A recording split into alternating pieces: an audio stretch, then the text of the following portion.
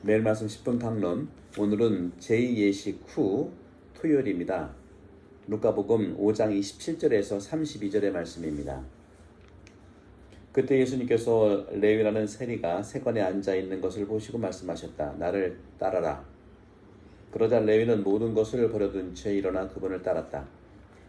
레위가 자기 집에서 예수님께 큰 잔치를 베풀었는데 세리들과 다른 사람들이 큰 무리를 지어 함께 식탁에 앉았다. 그래서 바리사이들과 그들의 율법학자들이 그분의 제자들에게 투덜거렸다. 당신들은 어째서 세리와 주인들과 함께 먹고 마시는 것이요? 예수님께서 그들에게 대답하셨다. 건강한 이들에게는 의사가 필요하지 않으나 병든 이들에게는 필요하다.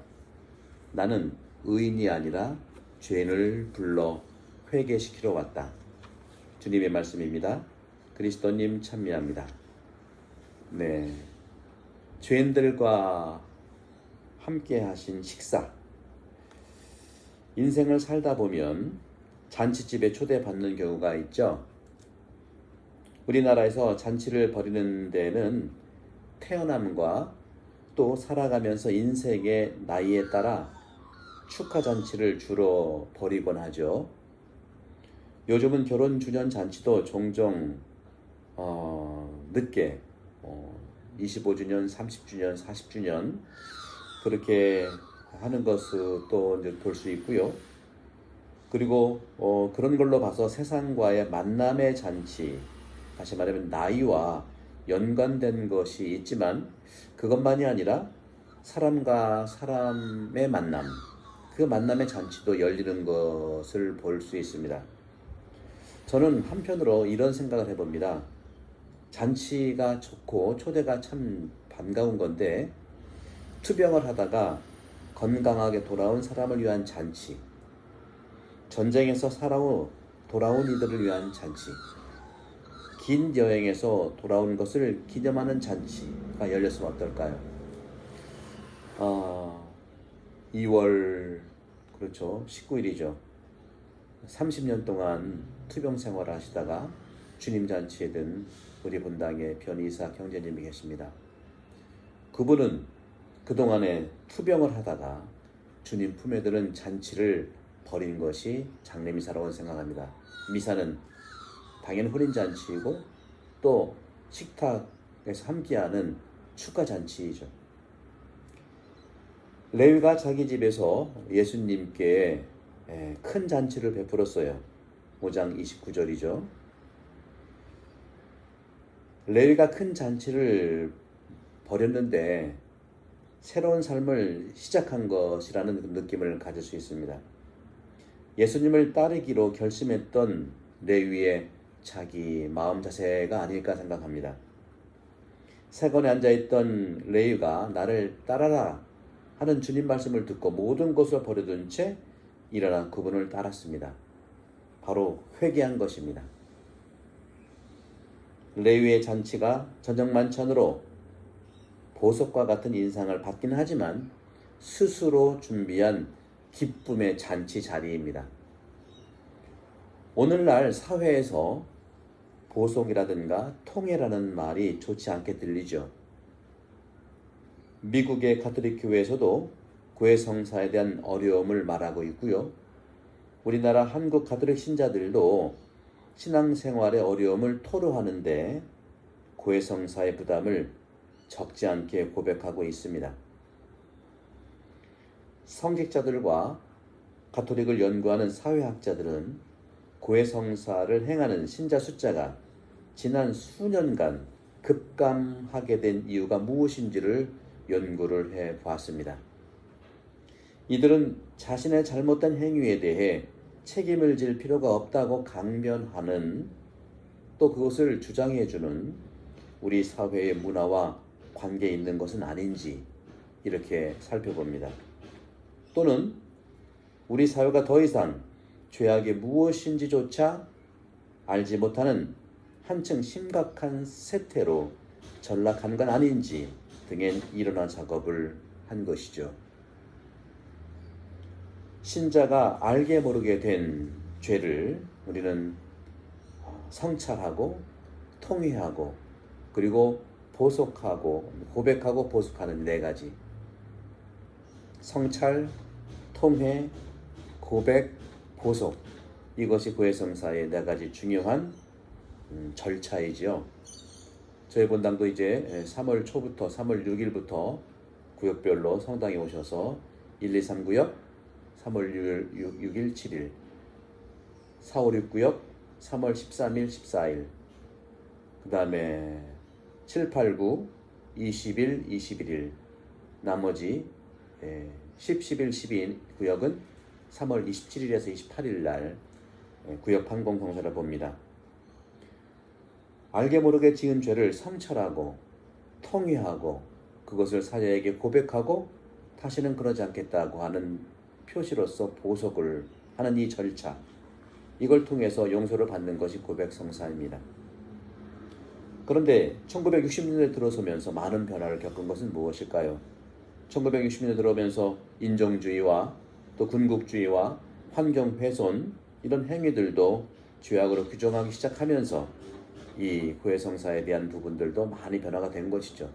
영혼의 죄뿐만 아니라 사회를 살아가는 것, 하나님께서 우리에게 맡겨놓으신 것에 대한 반성을 얘기하는 것이죠. 이같이 고해성사의 어려움은 필시 잘못과 죄에 대한 어려움이 아닐까요? 화해의 성사가 사람들 사이에서 좋아하지 않고 내키지 않는 순전히 죄를 고백하는 법정으로만 생각하기 때문일 겁니다. 이것은 인간의 내면에 우리가 잊어버리고 싶은 것을 기억해야 하는 심리적 부담이 자리 잡고 있기 때문입니다. 하지만 잘못을 찾아내고 그걸 성찰하면서 통회하고 다시는 그러지 않겠다는 결심은 인간 삶의 순간에서 가장 성스럽고 기쁘며 은혜로운 시간입니다. 스스로 하는 것이 중요하죠. 누가 강요해서가 아니죠. 다윗 보십시오. 자기의 권력에도 불구하고 죄 지은 것을 고백했을 때 그 순간이 다윗의 위대성이 드러나지 않습니까? 가장 거룩한 장소는 자기 스스로를 그대로 드러내고 있는 고해성사 그 자리입니다. 이것은 성령께서 우리 안에 계시다는 표징이며 우리 안에 계신 성령께서 우리에게 영원한 생명을 주시는 은총 체험을 하는 것이죠. 주님께서는 말씀하십니다. 건강한 이들에게는 의사가 필요하지 않지만 병든 이들에게는 필요하다. 나는 의인이 아니라 죄인을 불러 회개시키러 왔다. 예수님께서 말씀하신 교회란 무엇입니까?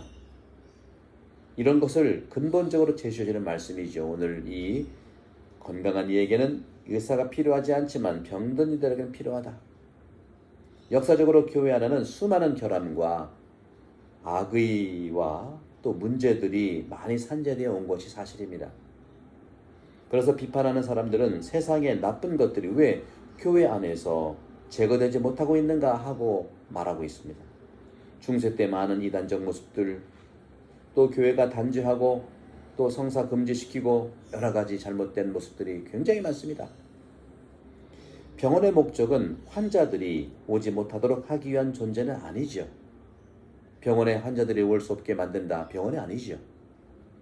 지상 위에 죄인들을 위해 교회가 존재하고 있다는 사실을 오늘 주님은 말씀하십니다. 나는 의인이 아니라 죄인을 불러 회개시키러 왔다.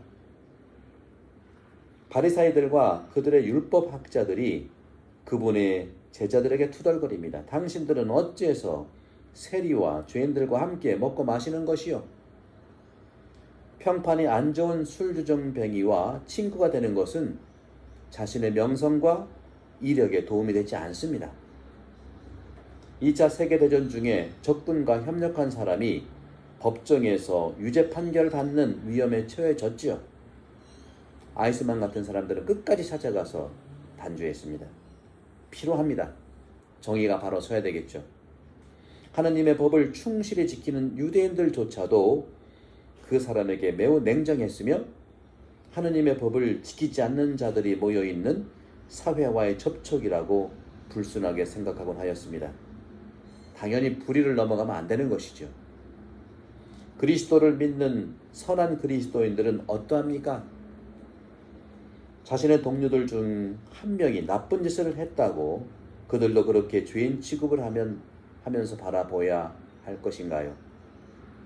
죄는 미워하되 사람은 그러지 말아야 한다. 우리나라의 토박이 말 의미가 있는 것이죠. 교회 안에는요, 전통적으로 클라우스라, 즉 봉쇄구역이 있습니다.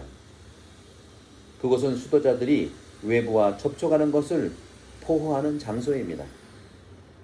사제들을 위해서도 만남을 금하는 어떤 장소들이 있는 것입니다. 그러면 이 같은 제한의 기준과 복음의 예수님의 행동 사이에 어떤 조화가 있어야 할까요? 이 질문에 대바실리오 성인께서는 이미 수도 생활의 주요한 법들 가운데 하나를 가지고 대답을 했습니다. 회개의 길 위에 있는 첫걸음을 걸어가는 그리스도인과 좋은 길에서 이미 견고하게 된 다른 사람들 사이에 동일한 차이가 존재한다. 이것은 노자도 얘기한 것과 비슷한 거예요. 나는 공자는 아니지만 공자와 똑같은 의지를 가지고 있다. 만 권을 읽은 사람들의 양심과 그렇지 않은 사람의 양심은 동일하다. 그렇죠? 같은 차이는 바로 우리가 종종 볼 수 있죠. 우리 세상을 가봅시다. 싱싱한 풀과 아주 아름다운 꽃들과 그리고 오래된 나무, 다시 말하면 고목 사이를 꽃들과 함께 싱싱한 꽃들과 함께 지나가는 차이 다를 바 없죠. 악한 사람들은 좋은 친구들에게 긴장되고 조심하게 되는 건 사실입니다. 믿음과 신뢰가 있는 힘찬 사람을 알고 그것을 살아가는 사람들을 통해 그들의 보물들도 역시 선물되고 있기 때문입니다. 우리는 서로에게 죄는 미워해야 하지만 사람은 동일한 가치를 가지고 있죠. 그 길을 위해서 우리는 주님께서 말씀하신 오늘 교회의 근본적인 가치들, 사순시기 때 우리가 구해성사를 봐야 되는 그런 의미들 다시 한번 말씀드립니다. 건강한 이들에게는 의사가 필요하지 않으나 병든 이들에게는 필요하다. 그리고 레위가 자기 집에서 예수님께 큰 잔치를 베풀었을 때 이것은 구해성사에 대한 기쁨입니다. 우리 모두 이 사순시기 동안에 여러분 우리 모두를 살 수 있는 나도 모르게 알게 모르게 지은 죄를 깊이 성찰하고 그것을 슬퍼하는 통회를 통해서 고백을 하고 보석을 통해서 이런 용서의 길을, 회개의 길을 가는 은혜로운 시간 되기를 강복합니다. 성부와 성자와 성령께서 여러분 모두를 강복합니다. 감사합니다.